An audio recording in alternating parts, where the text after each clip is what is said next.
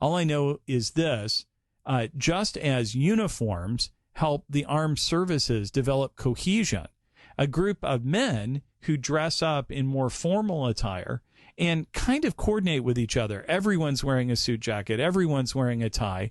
Help provide a kind of camaraderie, what it means to be a man, what it means to be a woman. And again, I'm not fit to talk about that second topic. I'd just like to suggest that knowing how to make your inner disposition match your outer disposition is taking our body seriously and the way we look. Not taking it seriously, where we always throw on any old thing, can be a different kind of pride. It's not the pride of the vain person who spends, scores of hours caring only about their external appearance. The Bible rebukes that.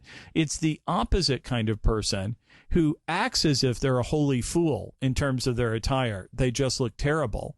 But in reality, they just don't care about any of the rest of us in terms of cleanliness, appropriateness of attire. All they care about is their own personal comfort.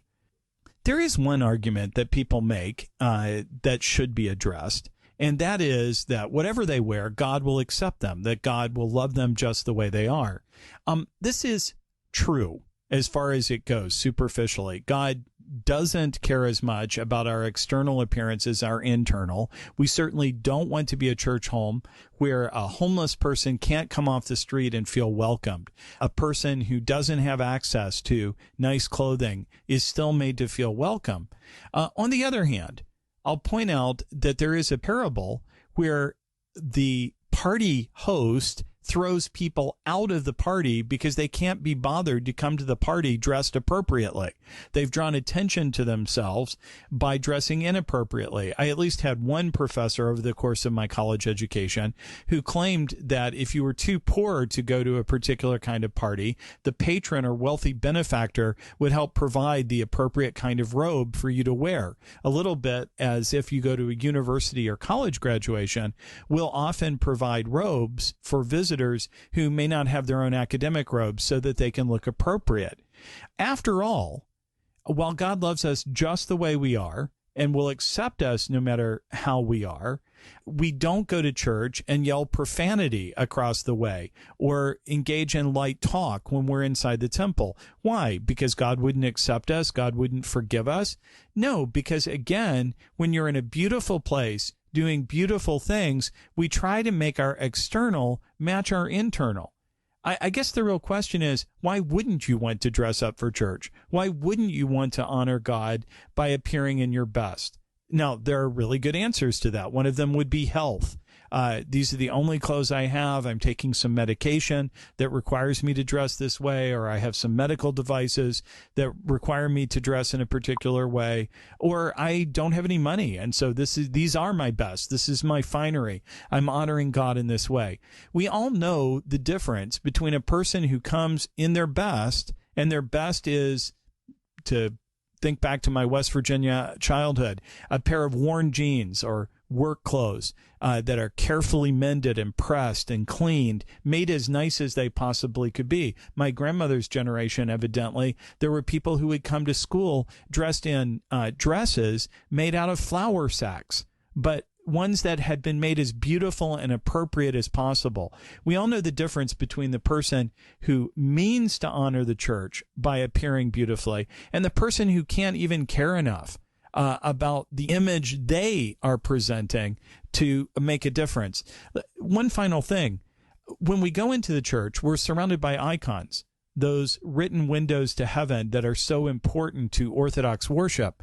But of course, the best icon in the church is the congregation, the priests, all of us, created in the image of God. This is why in our church we're censed, partly for our sins, but also to honor the common image of God that's in all of us. Now, let's think about this. Can God use and even cause to weep a paper icon? Sure he can. So why has the church ever bothered to make beautiful mosaics out of fine jewels, precious stones? It's because we want to bring God our best. Yes, God can use a paper icon. Yes, you can waste money on over-elaboration. But it's the sin of Judas who rebuked the woman for breaking the ointment and suggested, so he could steal it, to give the money to the poor, to say that the icon of God doesn't need to be made as beautiful as possible. In the same way, when we go to church, without being fussy or overly self-centered, we would want to present ourselves as a living icon. There's nothing worse than going to a church with gold icons and beautiful world-class artistic icons and looking down at the people, and they look slovenly. They don't match the beauty of the temple. In some ways, I think that means we've wasted our money. For Recollecting Glory, this is John Mark Reynolds. Recollecting Glory with Dr. John Mark Reynolds. Dr. Reynolds attends St. Paul's Antiochian Orthodox Church in Houston, Texas, and is the editor of the Great Books Reader. This has been a listener-supported presentation of Ancient Faith Radio. Happy birthday to Father Thomas Soroka, one of our very first podcasters, such a good friend to Ancient Faith Radio, and the excellent host of the new Ancient Faith Today. May God grant him many, many years. God grant you many years. God grant you many years. God grant you, God grant you, God grant you many years. God grant you many years. God grant you many years. God grant you many years.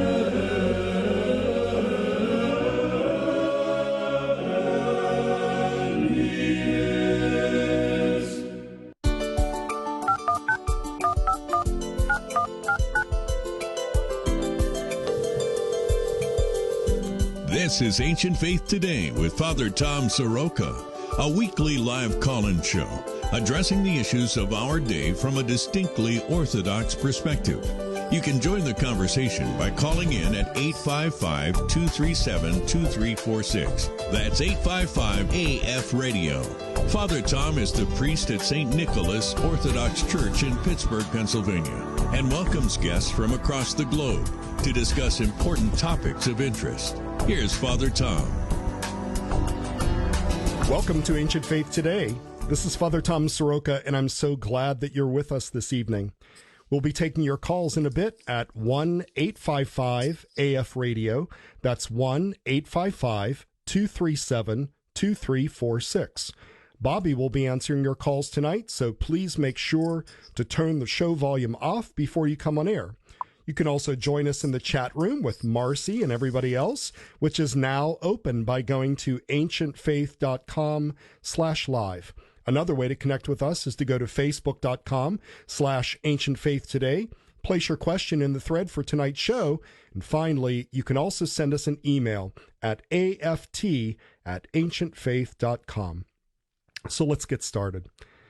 Tonight's topic is normally something that we might hear about in a news program or documentary, but the Armenian genocide, the ethnic cleansing of over 1 million ethnic Armenians who lived in Turkey beginning in 1915, is a matter of life and death for millions of Armenians across the world. There is virtually no family who was left untouched by this event in some way. While we so-called Eastern Orthodox Christians have doctrinal differences with the Armenian Christians, we not only share our initial common history in the ancient church with them, but we also share a common humanity and a common concern for people who identify themselves as Orthodox, whether Eastern or Oriental, Chalcedonian or non-Chalcedonian. Along with hundreds of thousands of Assyrians and Greek Orthodox Christians, the mass murder of all of these precious Orthodox Christians is an affront to civilization, and we must learn the lessons of it so that we can never permit such atrocities to happen again. With us tonight for this conversation is Father Hrach Sargsyan. Father Hrach was born in Armavir, Armenia, and after attending seminary there, he was ordained as a deacon and appointed as the general secretary in the Interchurch Ecumenical Department of the Armenian Apostolic Church. In 2007, he was ordained to the Holy Priesthood, came to America in 2008, and since 2011, he has been the pastor of St. Gregory of Narek Armenian Church in Richmond Heights, Ohio. And with that, Father Hrach, welcome to Ancient Faith Today. Christ is risen. He is indeed risen, Father. Thanks for having me. Well, I'm very glad to have you here today. I know that the topic is somewhat weighty, and yet somehow it feels like the right thing to do, because maybe we can be a little bit self-centered in our own suffering here with this pandemic that we're all going through, but realizing that there were just terrible atrocities going on might give us some perspective about what we're all going through. So thank you very much for joining us. I appreciate it. So before we get started with the specific questions about the Armenian genocide, tell us a little bit about your parish and your ministry in the Armenian Church. You and I are Facebook friends, and I've really enjoyed seeing some of the things that you're doing with your parish, especially at this Paschal season, at this Easter season. You bless homes during this season, and I've seen pictures of you going to the homes of your parishioners. Tell us a little bit about your parish and your ministry. Sure, Father. Before I do that, let me wish you happy birthday. I heard from the intro. Wow, I was surprised at that. That was so nice, and thank you. I'm 39 again, and so thank you very much. Father. That's very kind. Thank you.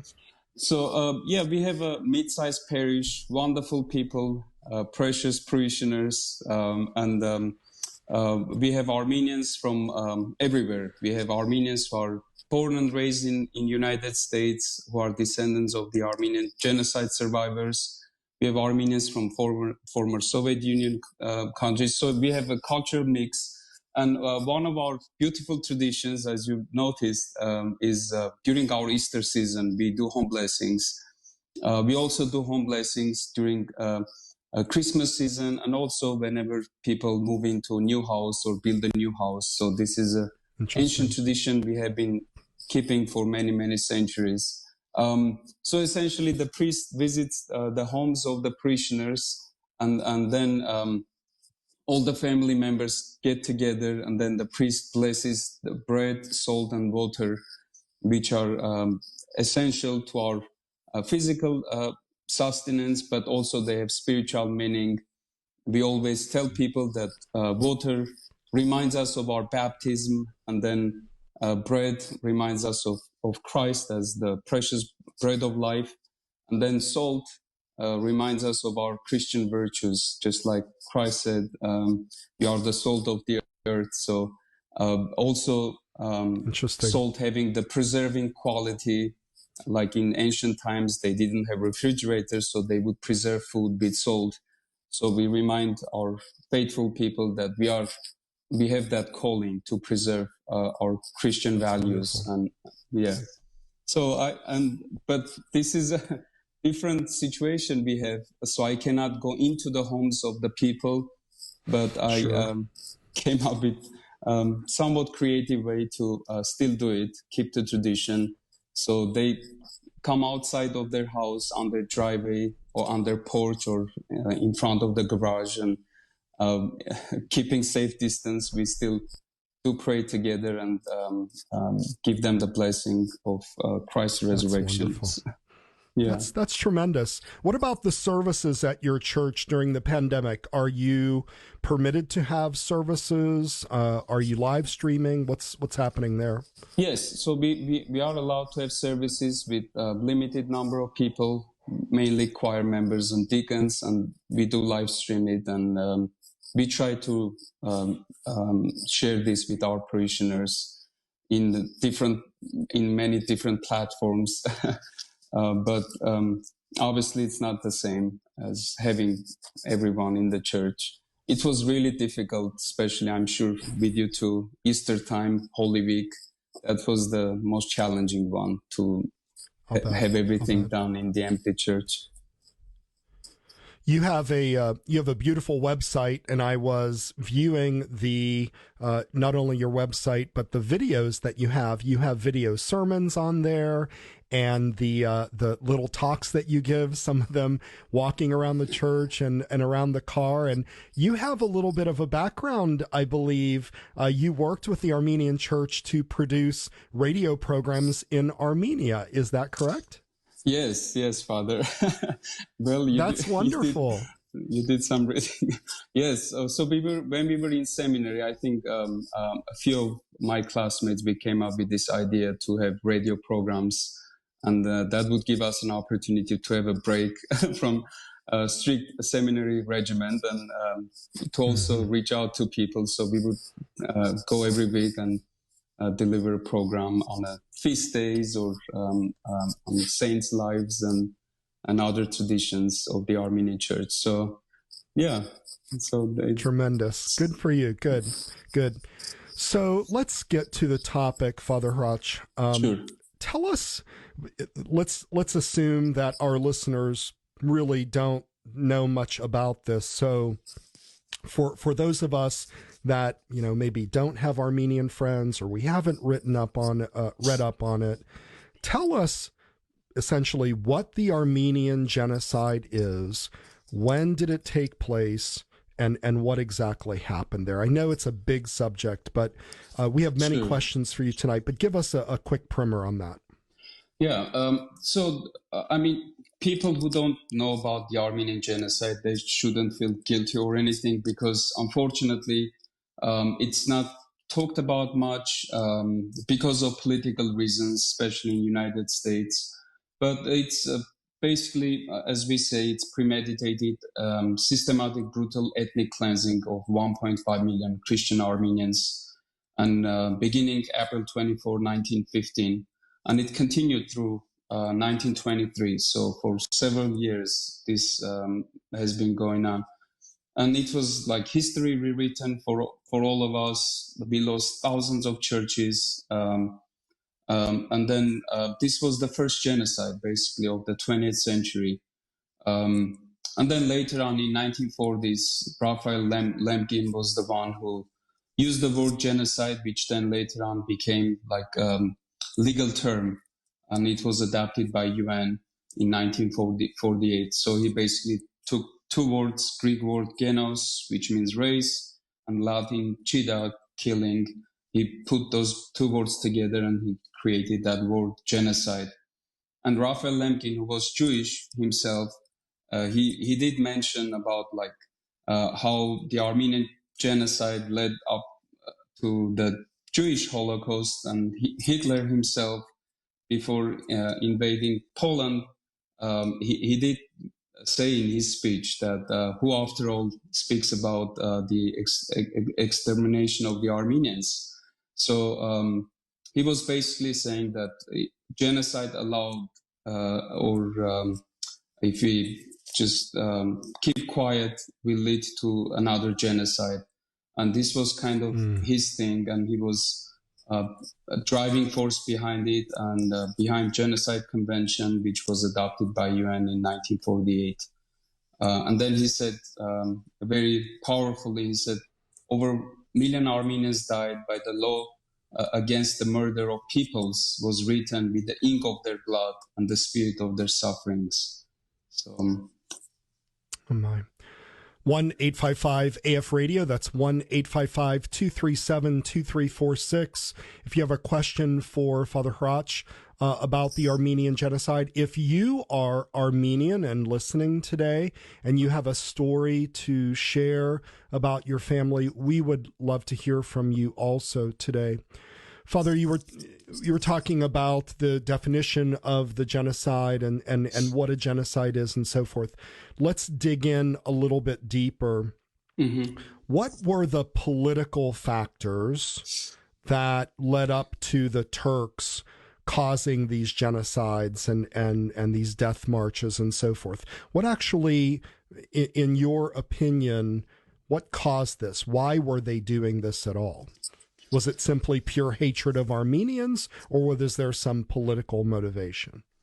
I think it's a combination of multiple things, Father. I think in Turkey, generally speaking, Christians were never comfortable, if we put it in very gentle terms. But especially in 20th century, I think it started to escalate, this hatred towards minorities. So, I mean, Muslim clerics in November of 1914, these were their spiritual leaders. I mean, and I'm going to use this big word that is very sensitive word these days to be politically correct, but they declared jihad against Armenians and all Christian minorities. And I mean, this coming from their clergymen, I mean, imagine people were so much impacted by this hatred that was being delivered by their clergymen. And then shortly, 1 year later, the perpetrators of the Armenian genocide came to power, the leaders of the Committee of Union and Progress, or Young Turks, namely Talat Pasha, Interior Minister, Enver Pasha, Minister of War, and Cemal Pasha, Minister of the Navy. These were the three people who were the mastermind, who carefully crafted the ethnic cleansing of Armenian Christians and all the Christian minorities. But and nearly, like you said, Father, every Armenian family was touched by this, directly or indirectly. And the main reason for genocide was Young Turks. They had this, when they were coming to power, they had different models, different principles, and everyone was excited, especially minorities, because they were talking about equal rights, equality for everyone, and everyone was excited. And Armenians, they were so hopeful. They were thinking that finally they will live peacefully in this country, which is also their homeland. But then once they came to power, they said they were all about Turkification of Turkey. And they said Turkey for Turks only. That meant everyone else is excluded. So, and then World War I was, it served as a scapegoat for World War I losses. And then under the cover of war, they started to realize this project of theirs, quote unquote. And then there were economic differences. Armenians were very successful in everything they were doing. I think there was some jealousy. They were thinking that Armenians are rich and successful, so they can steal their money, their possessions, and their wealth. And that's exactly what they did. But mainly the religious difference was the main thing, the driving force. So Christians were not welcome in Turkey, Muslim Turkey. And historically, I'm sorry, I just want to clarify for our listeners, sure, and to remind everybody, 1-855-AF-RADIO, that's 1-855-237-2346. We'd love to hear from you tonight. We have Father Hratch Sargsyan, and we're talking about the Armenian genocide. So from a historical standpoint, Father, yes, this would be the period near the decline of the Ottoman Empire, right? Exactly. And there were political forces, there were Western nations that were kind of imposing their will on the Ottoman Empire in that particular area. It wasn't just the Ottoman Empire, right? They were, and so there was this kind of melange of political forces within and without the Ottoman Empire, because Turkey as a secular nation, or a so-called secular nation, didn't start until 1923, right? So this Young Turk, the Young Turks came in around 1908, and what you're saying is, even though there were hopeful signs that there was going to be more freedom and less imposition of religious agendas, it turned out that there was a darker agenda behind that, and that was the ethnic and religious cleansing of Christian minorities, right? Yes, I think you're absolutely right, Father. Ottoman Empire was declining. They were losing territory, wealth, and influence. They had over 500,000 refugees, Muslim refugees, due to Balkan War, and they were all settled around or in Constantinople. And they were, and in general, Armenians and other Christian minorities always were subjected to massacres, kidnapping, rape, and robbery. So this was a perfect timing, so to speak, for them to realize their dark agenda against Christian minorities. So, Father, if it's not too difficult, we didn't actually prepare to do this, but could you give us some examples of what the nature of this genocide was? What were some of the atrocities that were committed? Were people just summarily murdered? I know that there were death marches where they were, quote unquote, deporting Armenians to leave Turkish territory. But these death marches were really had a much more sinister purpose, correct? They were simply marches they weren't just marches to deport them. They were marches to kill these people because they didn't have food and water and so forth. So can you list some of these atrocities that were committed during the genocide, please? Sure. I mean, it's going to be difficult for our listeners and for me to speak of these things, but these things happen. So this was really carefully crafted, and it happened in several stages. First, they took all the men, and for the army, they said, "We need your help," and so on.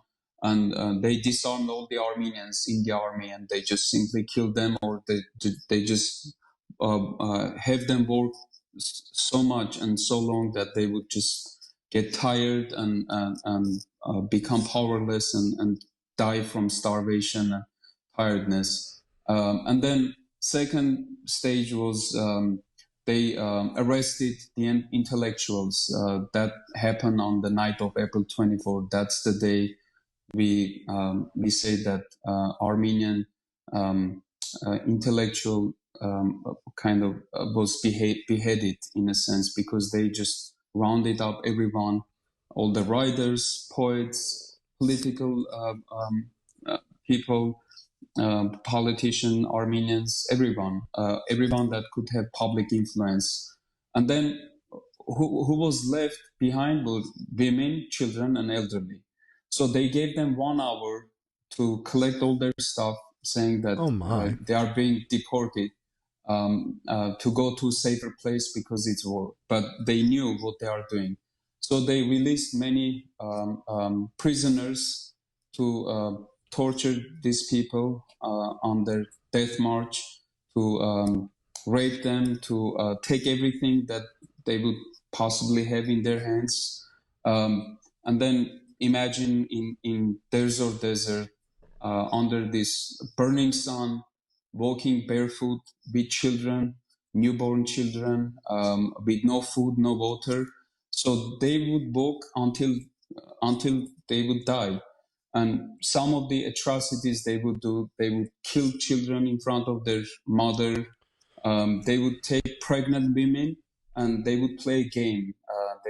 They played game like with soldiers, saying, "Can you guess what gender is the baby?" And they would guess and bet money on that. And they would, while the woman was still alive, they would open up the to see what gender the baby is. So, and then, I mean, in this situation, imagine the surviving children who have seen all these things, and we had thousands of orphans after death because their parents didn't make it simply. Whatever little food they would have, they would try to help their children to survive. But what was really hard to comprehend as a human being that their own neighbors, in one day before, they are together, like playing backgammon together, which is very common in our culture, or drinking coffee together and just having fun as neighbors together. And then next day, that same neighbor becomes like this unknown and this monster that enters the house and says, I have the right to take all your possessions and just to simply kill you. But fortunately, thank God, there were also cases that many Turks helped Armenians to survive. They hidden children of their neighbors. And unfortunately, these kids were raised forgetting about their heritage, their culture. And right now we have many hidden Armenians, we call them, who were raised as Muslims. But little by little, they come to know about their real heritage, who they are, and they little by little start speaking up about their background. My goodness. 1-855-AF Radio, 1-855-237-2346. We'd love to hear from you. We have Father Hratch Sargsyan with us, and we are talking about the Armenian genocide. Another thing that is very perplexing for someone of my age, and you know, my ethnic background does not have this terrible amount of suffering in terms of the ethnic cleansing. Now, of course, being of Russian background, we have the communist revolution and so forth, and that was maybe a little bit of a different story. However, what is perplexing to me, whether it is the Armenian genocide, whether it is the Holocaust, whether it is the communist extermination of Christians, Orthodox Christians, and political activists, is that people knew it was going on, other people, especially outside nations, and did nothing. So my question is, give us a little bit of the history of what was the reaction of other nations, because this went on for 8 years? Yeah. And yes. What were nations saying at that time? Were they just, turning a blind eye? Was there intervention? What was going on with the other nations, if you can tell us that? Yeah, I think some of the nations, like you mentioned, they were just pretending that they don't know what's really happening. And at that time, everyone was also busy defending their own country and their own nations. But the world was traveling around the world, and everyone was shocked at that time with the brutality of what was happening in Turkey. There were letters written by the U.S., Great Britain, France, to the Turkish government to stop the campaign of race of extermination, and then as it was defined by the U.S. ambassador Morgenthau. He was very instrumental of defending the rights of the Armenians and sharing with the U.S. government what was really happening in Turkey. Over 145 articles were written in 1915 alone in New York Times. And there are eyewitness accounts in the archives of the U.S., Germany, Austria, and other countries. So there was some attention to the matter, but of course, as we can see in retrospect, it was not enough to stop them. And unfortunately, some countries, they were focused on gaining political credits and dividends on this brutal ethnic cleansing that was happening in Turkey. But with everyone's collective efforts, I think right now we can say that I think over 30 countries have officially recognized the Armenian genocide. In the United States, we have 49 states that recognize Armenian genocide out of 50. And then we have lots of Turkish scholars, prominent scholars, who speak openly about the Armenian genocide, who have written scholarly books about the Armenian genocide. And unfortunately, they are exiled from Turkey. They cannot go back, but they continue to spread the word and share about these atrocities that happened in the 20th century. So until now, unfortunately, U.S. government and some other governments, they bend over their political purposes, and they don't use the word genocide. The President of the United States, all of them, in the recent times, they always avoid using that word because it's a legal term. So, yeah, there seems to be some political expediency in with the politics between certainly the United States and Turkey today. Obviously, it reminds me of the situation where, frankly, I know the relationship between Orthodox Christians of whatever stripe and Muslims has, rarely been good. I mean, I know that there are certain places where there's ironic relations and so forth, but there has also been this idea of dimitude where Orthodox Christians were always second-class citizens when living under Muslim rule. But it kind of reminds me of what is happening in China today with the Uyghur Muslims. And they, millions of them are being sent to re-education camps in China to de-Uyghur them, to tell them you are Chinese. This is the most important thing. You are not Muslim. You are not Uyghur. And we had a Chinese missionary on several months ago, and she was talking about, this persecution that is going on. And I think it is important as Orthodox Christians that if we see any kind of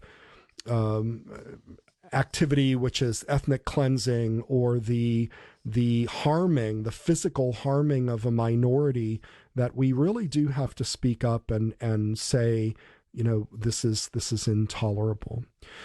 Father Hrach, we have a call from Martios from New York. Martios, you are on Ancient Faith Today with Father Hrach Sargsyan. Welcome. Martios, are you there? Yes, I'm speaking now. Please go ahead. Go ahead. The biggest problem we have that our church leaders, they haven't defined the mission of Armenian Church.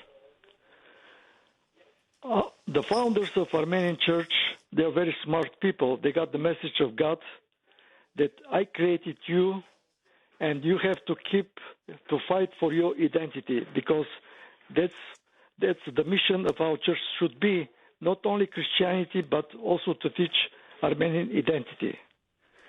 And in order to achieve that also, every Armenian church should have Armenian school, because the biggest weapon, the strongest weapon we have is against the Turkish politics is Armenian church, Armenian school, because Armenian school teaches the children their identity. If any country recognizes Armenian genocide, no Armenians are left, we lost the war against the Turks. I mean, we continue our own genocide. So what I'm suggesting that we have to form committee to do the work to create Armenian schools. We have only 17 Armenian schools in the United States. We have 173 Armenian churches. And what's going to happen to these churches after 30 years if no Armenian is left? Like what happened in Hungary, in Poland. we lost all our churches. So what I'm suggesting is we have to make telethons to raise money for Armenian schools in the United States in order to... Okay, Yeah. Yeah, thank you, Martios. So let's let Father Hrach answer. And Father Hrach, let me frame the question this way. All of the Orthodox churches that have come to this country, you know, whether they are Russian or Greek or Armenian or Syrian or whatever, have experienced this kind of homogenization of their culture into the ethnic melting pot of America, and you do tend to lose your ethnic identity. However, I do think that Armenians, you know, have an important culture to maintain. So what is the role of the church in doing that? And you know, how closely is the culture tied to your faith? And then what is the church doing, if anything, about creating schools to maintain culture? Or is the answer something else? Is there some other way for the church to maintain your ethnic identity? Thank you, Father, and thank you, Martios, for your question. I think he's bringing up a very important matter and topic. So the role of the Armenian Church outside of Armenia has multiple heads, and we are in this situation, and we have to adjust and adapt accordingly. So I think, especially at the beginning, when Armenian churches were being built, school was always attached to it. School that teaches the Armenian language and also our religion, our Christian traditions and theology and everything and history. Unfortunately, do we have enough schools? Unfortunately, we don't. But how to resolve it? I think it's a big question that is way above me. I think the hierarchs of the church and some influential Armenian organizations, like we have AGBU, they have to come together, come up with a plan. I do agree with that we have to come together, come up with a strategic plan. So we do keep a balance of keeping our Armenian identity, but at the same time, not forgetting what the real mission of the Armenian Church is, to welcome everyone who wants to become part of our church, part of our Christian heritage, and not saying like, you are not Armenian, you cannot be part of our church. Right. So it has to be a fine balance between those two things. I'm glad you said that. And we're going to talk more about the Armenian church near the end of our conversation. We'll go to that. But it is very interesting that you say that because, how do you receive converts and how much do you want to separate them from, the Armenian experience, because obviously they're coming in, they don't identify with that. So these are very interesting questions that some of our churches are still going through, and some of them they have already gone through. Father Hrach, we're going to take a break. Want to remind everybody, 1-855-AF-RADIO. That's 1-855-237-2346. We are talking with Father Hrach Sargsyan, and we're talking about the Armenian genocide and all of the topics around that. We're going to take a quick break. Call in. We'd love to talk to you. We will be right back. Father Tom will be back in a moment. In the meantime, the lines are open at 855-237-2346. Don't go away.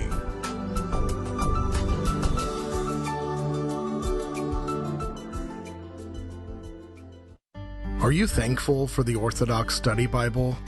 If so, you might be interested in St. Athanasius Academy, the same organization that produced the Orthodox Study Bible. St. Athanasius Academy is fully online and offers college courses and homeschool studies. Learn more at www.saaot.edu. That's SAAOT.edu. St. Athanasius Academy is a proud supporter of Ancient Faith Radio. We're back with Ancient Faith Today and Father Tom Soroka. Give us a call at 855-237-2346. Here once again is Father Tom. Welcome back to Ancient Faith Today. We're talking with Father Hroch Sargsyan about the Armenian genocide. Father Hroch, we're going to go to another call. We have Dario from Illinois. Dario, welcome to Ancient Faith Today. Thank you. Thank you very much for your great program on a very important topic that is little known. I just wanted to suggest a book that places the Armenian genocide and the Assyrian one and so forth in a larger historical context of centuries. It's a book by the Coptic scholar, and as you know, the Copts have suffered much under Islam. When Islam invaded Egypt in the 7th century, about 90% of the population was Christian. Now they are about 10% of the population, and of course, persecuted. So he's a Coptic scholar. He speaks Arabic perfectly, so he lives in America. His name is Raymond Ibrahim, and the name of his book is Sword and Scimitar. And what he does is he traces through the centuries the onslaught of Islam against Christianity, and not the Christian West, because as he points out, the main Christianity initially was actually not in the West when Islam attacked. It was in the East. That was the center of Christianity and the richest part of Christianity and the wealthiest. So he traces the onslaught of Islam against Christianity, beginning, of course, with the little-known Battle of Yarmouk in 632 against the Christian Greek Roman Empire, the mislabeled Byzantine. And then he goes on to trace the advance of Islam against Christianity, then against Christian North Africa. North Africa was, of course, largely Christian. That was the land of St. Athanasius of Alexandria and Tertullian, St. Cyril of Carthage, and St. Augustine of Hippo. So the Islam conquered the whole North Africa and then moved on into Spain, and that's another story with the demise of Spain and so forth. But I suggest this very important book because the Armenian genocide is not an isolated issue here. Yes. It is part of a long history. It's a long history of the gradual elimination of Christianity, first from the Middle East. And by the way, it was not only Christianity. Zoroastrian Persia, what is today's Iran, that was a Zoroastrian country. And Islam invaded Persia, today's Iran, and eventually eliminated and replaced Zoroastrianism with Islam. And then later it attacked the Hindu-Buddhist kingdom of Sind, which is now part of Pakistan, and eliminated Hinduism and Buddhism from there, and then went on to India. I mean, it's a long history of this continuing expansion, but the interesting thing for us here is the onslaught against Christianity, first in the East, and then eventually against the West, and when the Turks replaced the Arabs as the leaders of the Islamic Caliphate. As you know, the Caliphate was eventually transferred to the Sultan of Turkey. Then that onslaught continued. Finally it eliminated Greece. Greece was conquered for 400 years. And then the Muslim Turks went through the Balkans. Of the Balkans, the Turkish armies, was going to say Christian, because the shock troops of the Turks were the Janissaries, and they were made up of Christian children taken from Christian lands and raised in barracks as slave soldiers of Islam. So the Turkish armies moved up the Balkans and into Central Europe.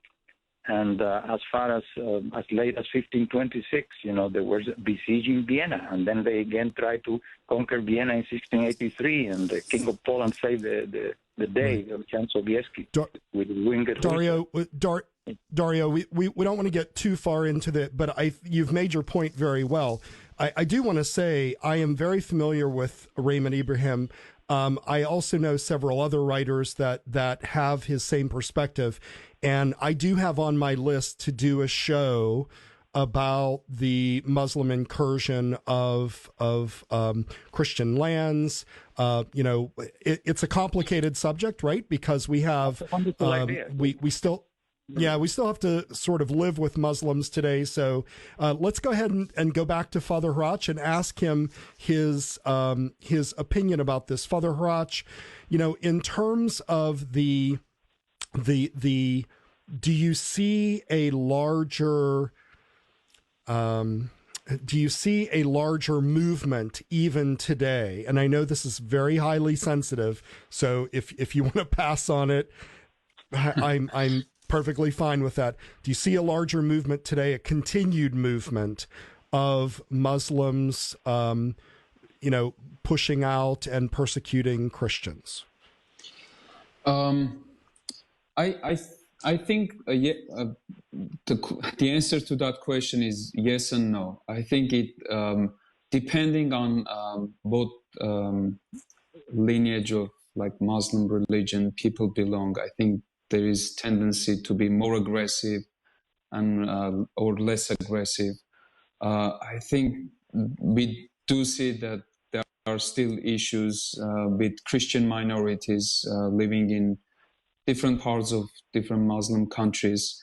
But there are also cases like in Iran, for instance, Christians never had any major issues. Armenians always felt comfortable. Their rights were protected. Small things here and there, but no major issues. Right. But I still do believe that there are many, many good people among Muslims, but there are still issues. And I don't know where it comes from. Is it religious ideology? Is it a different way of preaching and teaching a Muslim religion? Is it a matter of interpretation? But one thing we know that there are many Muslims who want to see all the Christians gone. That's a fact that cannot be denied, unfortunately. Yeah. Thank you, Father Hrach. Next, we have Roger. Roger, you are on Ancient Faith Today with Father Hrach Sargsyan. Welcome. Hello, thanks for taking my call. Please, what is your question? I have a question about what Father thinks about. Because I read a lot of history, and we always try to go to the cause of the problem, and we obviously read a lot about the horrific of the genocide, for sure. Unfortunately, of what happened. I'm just wondering if Father can give us his perspective of what he thinks in an academic way about the historians from the Ottoman side or from the Turkish side that always say that the reason why the genocide happened is because there was a group of Armenians who were trying to play a political game from a revolutionary aspect, from being allies with enemies to overturn the Turkish government, and that created a bigger problem. It went from friction to bigger friction, and then because of the revolution within a small group of Armenians that created a genocide. And unfortunately, a lot of Armenians who were not part of it, they had to be exterminated, unfortunately. So I just want to know this side of the story, what Father thinks about it, please. Interesting question. Thank you for your question, Roger. I did hear that side of the story. I think that's one of the reasonings people bring, historically speaking. Those who admit that there has been killings, mass killings of Armenians, they say, well, you wanted to do revolution and then the government had to suppress that. But the fact of the matter is, if there was anything like that, which probably was, it was very minor, very small, just a small group of Armenians perhaps who had certain expectations. And we have to remember that Armenians were very influential. They had high political positions. They were friends with high-ranking politicians. There were some rich, affluent Armenians, many of them actually. So they had certain expectations, and the expectations were not met. And obviously they some way expressed their frustration and disappointment. But I think that's really not justifiable what happened to Armenians. And clearly when we turn the pages of the history and we read the eyewitness accounts of what was taking place, this was much bigger than anything that is said, like that revolution or any of that. And it was just a good timing for them to realize their agenda that they had in mind. And they just took advantage, and under the cover of war, they started the ethnic cleansing of the Armenian people. So I'm reading here a document on the internet that is from Stanford, and it's by a Turkish student association, and it says that the reason why this happened was that there was not an official policy in the Ottoman Empire of ethnic cleansing, but rather it was the misconduct of soldiers and officers who had taken things too far, and in fact they were punished. Is that a common way to explain it away? One of the ways, Father. But when you see the scale of killings, if it's about punishment of some people who wanted to do revolution, you arrest them, you punish them, but not like out of 2 million Armenians you kill 1.5. That doesn't make any sense, right? So obviously not all our Armenians were revolutionary or were trying to overturn the government. Yeah. Okay, very good. Roger, any other comments before we let you go? No, I really appreciate it, because it's the same logic it's happened from historians on the other side of the coin who say the same thing about the Jewish Holocaust, the same kind of idea that a small group were trying to do a revolution. Obviously, it doesn't justify the mass genocide from the power, but it's one of those things where, like for a minority, it's always difficult to, like, I don't know how to get it, but no, I think we're appreciate your time, and God bless. Thank you, Roger, for calling in. Father Harach, let's talk about a few more things before we end the program tonight. I want to thank you for all of your time. How has this genocide changed the Armenian people today? How has it formed the Armenian people? How do you pass on the story of the Armenian people? Because obviously it has it has left an indelible mark in your history. So how's this changed the Armenian people? How do children learn about it? I think it's still very painful to speak about it or to teach about these things and to pass it along to our children. What we are trying to do as also a Christian nation, first of all, to teach our children not to have hatred. And also little by little, as clergymen, we are trying to prepare some ground for reconciliation, for even we start talking about forgiveness.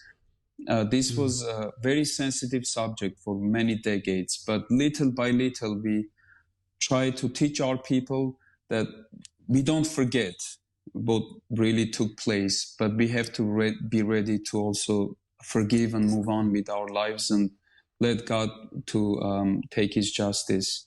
And then we see the resilience of the Armenian people, seeing all these atrocities, how they were able to come from ground zero to build up their lives and to build cultural centers, churches, schools, make families again and have children and educate them and be successful in their lives and create goodness. Everywhere you go, you you hear about Armenians. Most of the time, 99%, they will say good things about Armenian people. Hospitable, generous, kind, loving. I think this is what this is how it changed all of us. And then in 2015, I think it was a significantly important event that took place on the occasion of 100th anniversary of the Armenian genocide, when the two Catholicoi, they came together and we revived the canon of declaring saints. And all the martyrs of the Armenian genocide were declared as saints. So, and then we now have the intercessory prayer service on April 24th every year. It's the feast of the martyrs of the Armenian genocide. So this changed the whole thinking. So we we transitioned from being victims into victors. And this is still like a process happening, that we used to do a requiem service on April 24th, mourning the loss of the millions of Armenians. But now we come together and we pray joyfully, asking their intercession.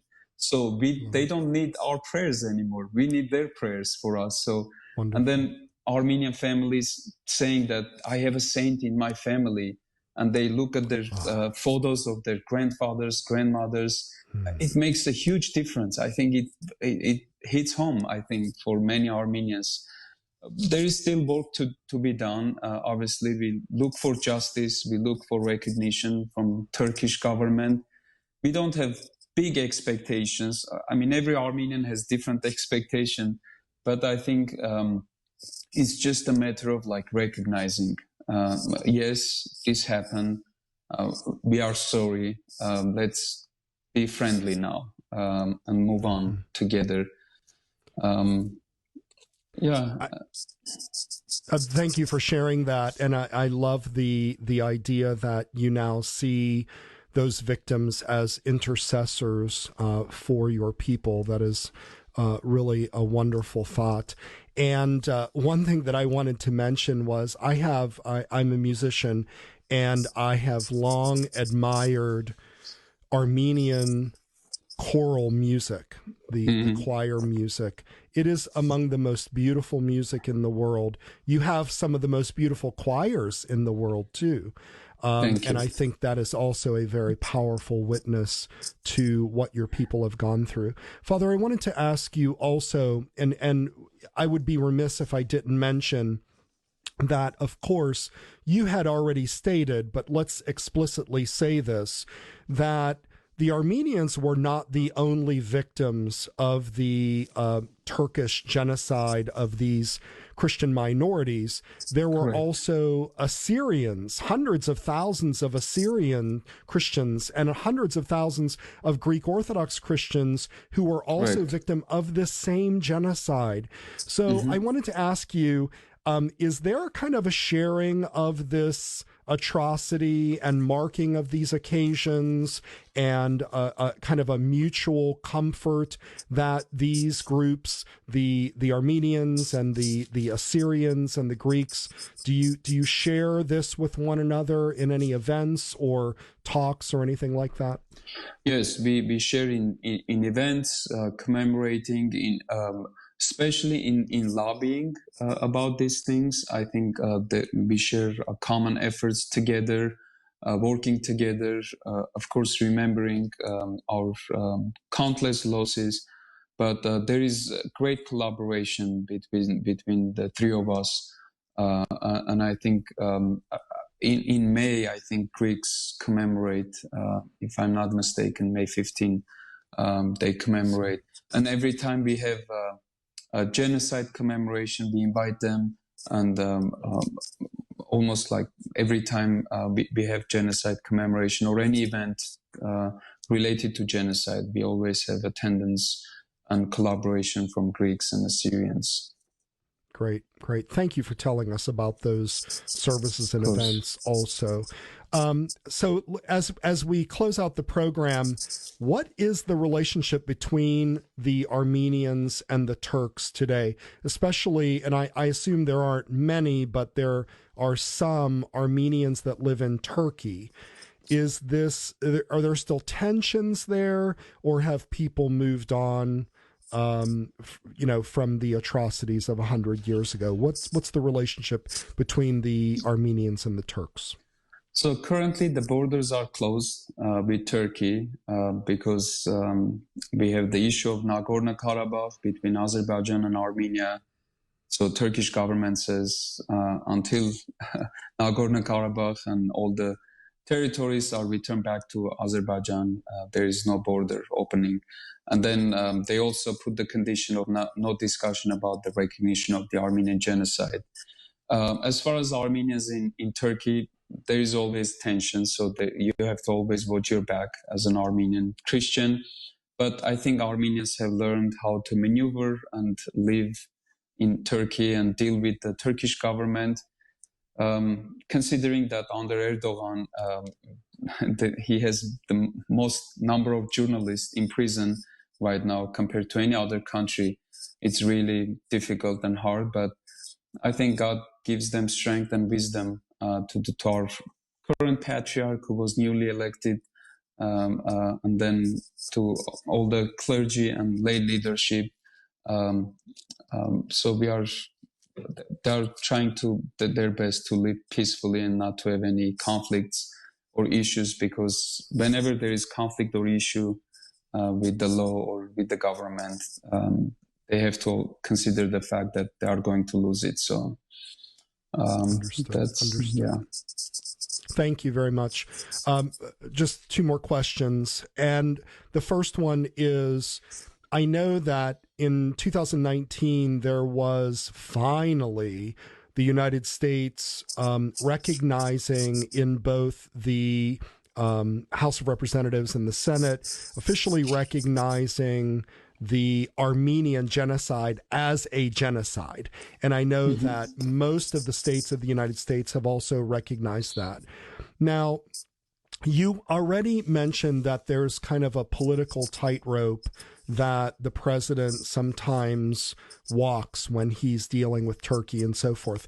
Is there more work to be done on the political level to ensure that the United States is truly acknowledging this, or are the Armenian people satisfied and consider this kind of a closed matter regarding the recognition of this event as a genocide by the United States?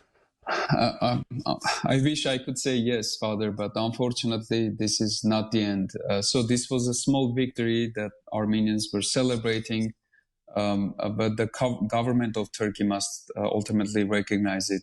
So House of and state officials, House of Representatives and state officials recognized the genocide, but unfortunately, President of United States, State Department of the U.S. did not use the word genocide again on April 24th. Right. So this is all under the political pressure from Turkish government, because we are allies and we have NATO bases and we are tightly connected with them. So until now, after 105 years, Turkish government still denies the truth and avoids the consequences, unfortunately. But the movie Promise, that's the name of the movie, and the documentary Intent to Destroy, I think was able to educate millions about the truth and what really took place. And I think this led up to the recognition by House and Senate resolutions. So, I mean, this is the situation. We have to diligently continue the work and teach, educate people. We have parishioners who diligently go and make presentations in high schools, in different places to spread the word, educate about this. So we have to continue this work until it's recognized and no genocide happens. That's our ultimate goal. so no other nation suffers this. And we certainly would encourage everyone to reach out to your political leaders and ensure that the State Department would relent and would change their mind and recognize the atrocity as a genocide. Father Hrach, I have the elephant in the room as you and I talked about it, and of course you and I recognize one another as brothers in Christ, but we do have, and we acknowledge this painful division between the Eastern Orthodox Church and the Armenian Church.